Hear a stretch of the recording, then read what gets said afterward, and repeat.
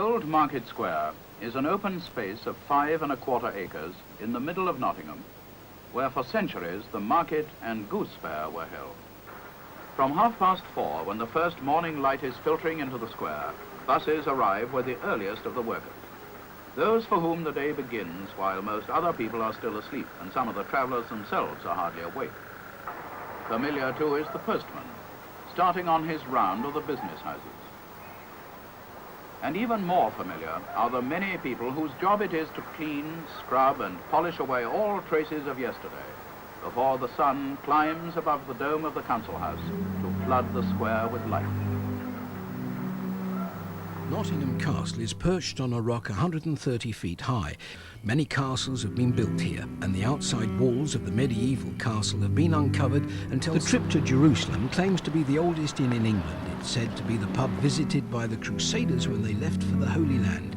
Built into the castle rock, it's a fascinating... King John and his wicked henchman, the Sheriff of Nottingham, performed some dastardly deeds, only to be thwarted by Nottingham's most famous son, Robin Hood, and his merry men from the nearby Sherwood Forest. Once over 40 cinemas in Nottingham, quite possibly the highest number in any city of its size. The Savoy on Derby Road is the last independently owned now. It was opened in 1933, got 3 screens and a lovely feel about this cinema.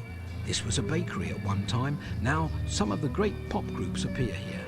The Theatre Royal was built for £15,000 by 2 Nottingham lace dressers as a temple of drama.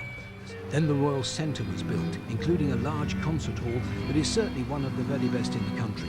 It's on the site of the old Nottingham Empire Music Hall. Nottingham has always been a centre of trading. There are a number of street traders carrying on a centuries-old tradition. The Victoria Shopping Centre was opened for business in 1972. The clock tower is all that remains of the railway station it replaced, together with 2 railway tunnels. Apart from those who come to shop, there is all day and every day a ceaseless flow of traffic and people through and around the square. This was once railway sidings and marshland. Now it's been transformed into a lively and attractive shopping complex, fast gaining a reputation for the facilities. At the side of the River Trent, the oldest league football club play their game. As the players come onto the pitch to the cheers of their supporters, how many appreciate the history of this club? Across the river, at the City Ground, Brian Clough and Peter Taylor formed a partnership that brought the European Cup to Nottingham. Success and the successes of Nottingham Forest established the team and club as one to be reckoned with the very best. The old market square is more than just a bus terminus. It has a life and many-sided character of its own. It is a favourite resort of many people who come here not to go on to somewhere else, but to sit, to gossip, to study their fellows, or to remember old times. Times when this really was a marketplace, when within its 5 1/4 acres were sold pots and poultry, boots and butter, cloth and cornflowers. Times when the square and the neighbouring streets were filled with the booths and roundabouts of the great goose fair.